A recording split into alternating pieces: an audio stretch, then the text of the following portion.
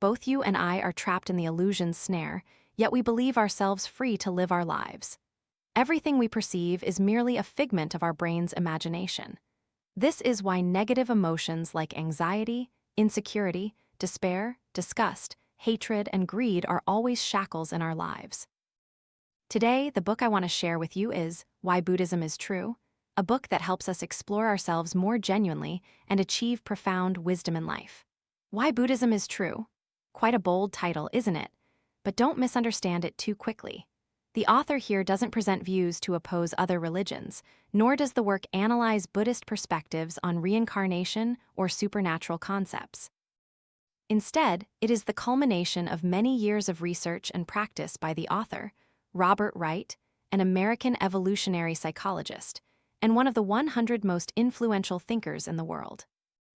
This book is remarkable and worth studying because it originates from a modern perspective. It's a philosophical book that uses knowledge of evolutionary psychology to verify 5 cognitive truths about humanity that the Buddhists spoke of from the very beginning. First, our happiness is actually designed by our genes, and the structure of these genes is fundamentally dissatisfaction. Second, both happiness and trouble are merely sensations. Third, human nature is dominated by emotions. Fourth, we cannot perceive the world objectively. And fifth, yet we can free ourselves from afflictions and suffering. This book teaches us how to overcome the brain's illusions through training our self-control, separating ourselves from various sensations to escape troubles or pain, and helping us become wiser and happier. At the beginning of the book, the author mentions the film The Matrix. Why start with this movie? What's so special about it? The main character in this film is Neo, a very ordinary office worker just like us who goes to work every day. One day, a person named Morpheus arrives at his door and tells him that everything he hears and sees is fake. He is living in a massive illusion. I give you a choice. If you take the blue pill, you can return to the illusion and continue your life. But if you choose the red pill, you can break the chains of illusion and see the truth. If you were Neo, which pill would you choose? And Neo chose the red pill. He then discovered a terrifying truth. Everyone was submerged in a vat filled with green liquid, with electrical wires connected to their heads. All daily life activities were actually happening only within their brains. An algorithm, the matrix, controlled everything. Why did Robert Wright use this film as an introduction? Because The Matrix is often called a Bodhidharma movie. The world depicted by the director mirrors what the Buddha wanted to convey about this existence. All is illusion. In reality, you must understand that our brain has a crucial task: to deceive us. The human brain was born to help us survive. Its primary purpose is to ensure the survival and reproduction of genes, not to verify what is right or wrong for us. It doesn't care about distinguishing between true and false. It simply wants to trick us into seeking food, finding mates, and experiencing fleeting pleasures. And then, this feeling of happiness quickly fades. We continue to pursue happiness, only to repeat the cycle of never feeling truly satisfied with these momentary joys. Like the song Infernal Affairs says, we rush endlessly on the road but forget the way out. In frustration, we constantly pursue satisfaction that we only occasionally attain. If not for people like the author of this book waking us up, we wouldn't even realize that if happiness is so fleeting, why do we always strive so hard to achieve it? In the book, the author mentions the hedonic treadmill. This treadmill is designed by our own brain, its purpose being for us to run ceaselessly without ever finding a finish line. The book describes an experiment that deeply impressed me. A monkey was placed in a cage with a light inside. Every time the light turned on, the monkey received a cup of juice. When it drank the juice, the monkey's brain released a surge of dopamine, making it feel extremely pleased and excited. Soon enough, it grasped this pattern. However, later on, simply the light turning on would trigger a massive release of dopamine. But when it actually drank the juice, the dopamine level in the monkey's brain barely changed. It turned out the monkey's source of pleasure came from the anticipation of receiving the juice, not from the juice itself. Another example, imagine we've never eaten cake. The first time we taste it, we feel wonderful. Oh, this cake is delicious. Our brain releases a lot of dopamine. Subsequently, because we've eaten cake before, the peak dopamine release occurs when we hold the cake in our hand, ready to take the first bite. After eating, this feeling of pleasure quickly diminishes. everything we see and perceive is false. For instance, the juice cup, the cake are just the tip of the iceberg. We think we live with free choice, but in reality, we are being swallowed by the endless cycle of the hedonic treadmill, and we constantly pursue the next satisfaction. The next shopping spree, the next promotion, a higher position, and so on. Some people, after being promoted, find their work harder, filled with stress, yet they still strive for higher goals. Others shop without limits, their homes full of untouched items, yet they continue to buy. We always strive for gratification. Once achieved, this pleasure quickly fades, and we continue to crave even more. Of course, the Buddha didn't know the relationship between dopamine and pleasure, but he believed that life is filled with endless suffering. Suffering is a crucial concept in Buddhism. Buddhist scriptures were originally written in Sanskrit. Sanskrit has long been lost, but Buddhist scriptures in Pali are still preserved today.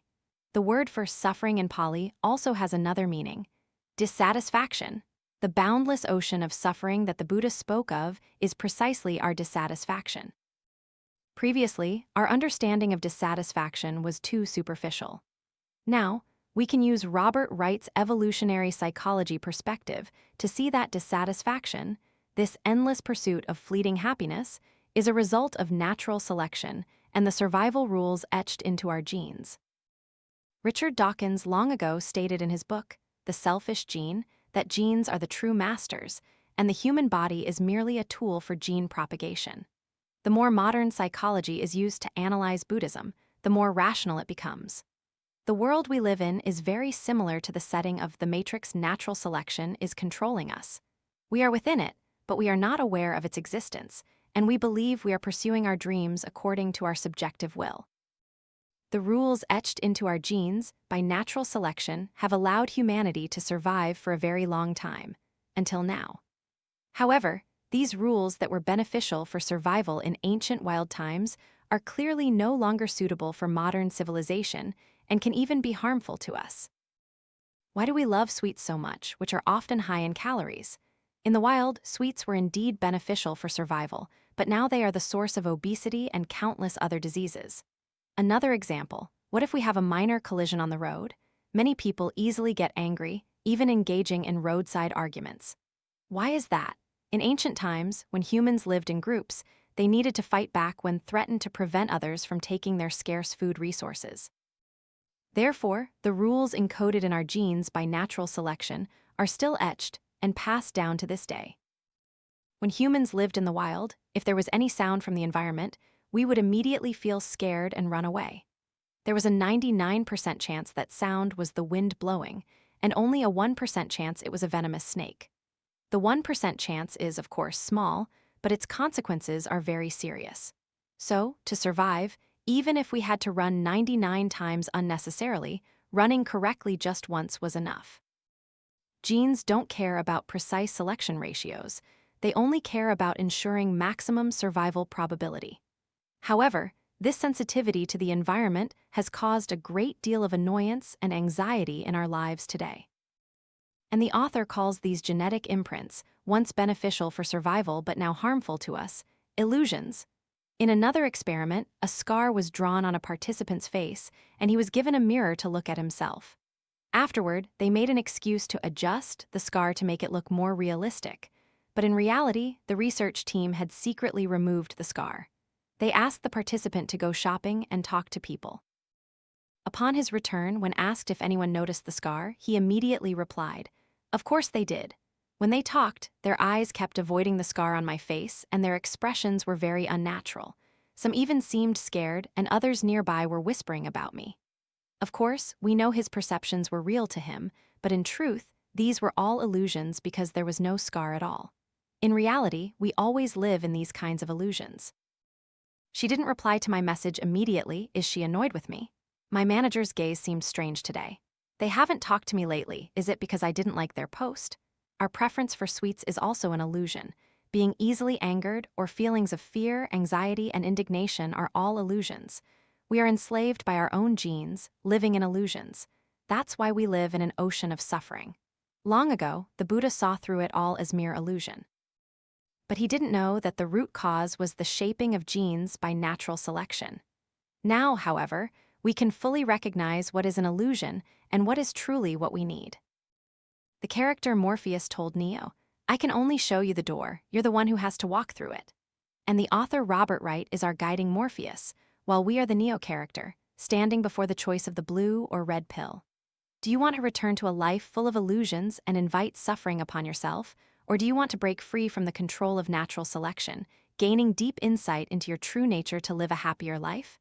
The choice is yours. Stay tuned for part 2 of this video. The speaker will continue to explain the book, Why Buddhism is True, to help you find the best way to escape illusions, understand yourself better, and master your own life.